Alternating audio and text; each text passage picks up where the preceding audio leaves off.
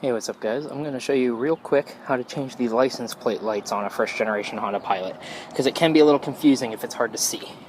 So, that's it there. On the side, right about here, there's an arrow that tells you to push in toward the middle. And voila! It is really that easy. You push in the prongs to remove the casing, and then when you pull this out, it should be super easy to just get at that little bulb right there.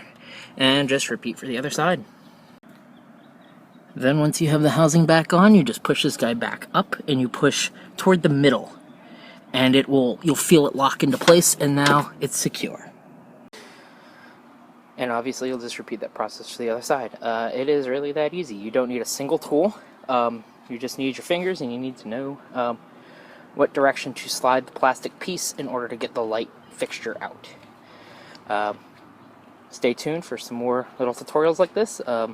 Little things like this tend to help out, especially for people who don't know how to maintain their car so well. So it is really that easy. See you in the next one.